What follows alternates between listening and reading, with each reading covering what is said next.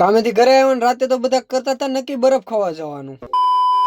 જય દ્વારકાધીશ. 90 દિવસ પછી હું લેવાનું છું આઈફોન ને આજે છે તેનો 13મો દિવસ. સવારમાં જ સુરત દાદાને પ્રણામ કરીને હું નીકળી ગયો કારખાના તરફ. કારખાને નાસ્તાની જરૂર હોય છે એટલે દુકાને આવીને પછી વિપુલ કાકા ત્યાંથી મેં લઈ લીધો નાસ્તો. મારો એક બીજો ચેલેન્જ પણ છે. 10,000 ફોલોવરે હું જાઉં છું દ્વારકા લિફ્ટ માંગીને. કારખાને આવી ગયા હતા ને આખો દિવસ વહી ગયો હતો ને પછી 7 વાગી ગયા હતા ને 7 વાગ્યાનો ચા પીવા બેસી ગયા. 10K ફોલોવરનો મેં ચેલેન્જ તો લીધેલો છે પણ મને એમ થાય છે કે એક ના એક દિવસનો વિડીયો ઉતારીને મારે કેવી રીતે તમને બતાવું. તો જલ્દીથી મને ફોલો કરો એટલે હું જલ્દીથી પહોંચી શકું દ્વારકા લિફ્ટ માંગી. મંદિરે આવ્યો ને રાજુલા બરફ ખાવાનો પ્લાન ચાલુ હતો પણ મને નથી લાગતું કે પ્લાન સક્સેસ જાય. મંદિરે બેસીને પછી હું અહીં આવ્યો ઘરે. મારા પપ્પા યાર મેં માટી મંગાવેલી હતી કારણ કે મેં ઓનલાઈન ઓર્ડર કરેલું હતું ગુલાબનું છોડ. પછી તો નાઈ ધોઈ નાખ્યો તો ને મારા મમ્મી તો લાવેલા હતા બદામ શેક. તો હું ફ્રીજ માંથી બદામ શેક કાઢીને પછી નીકળી ગયો જમવા. બદામ શેક ને હાર મારા મમ્મી આજે બનાવેલા હતા રાત્રે દાળ ભાત. તો હવે હું જમી લઉં. ફોલો કરવાનું ભૂલતા નહીં. મળું હવે કાલના બ્લોગમાં. Bye bye. રાધે રાધે.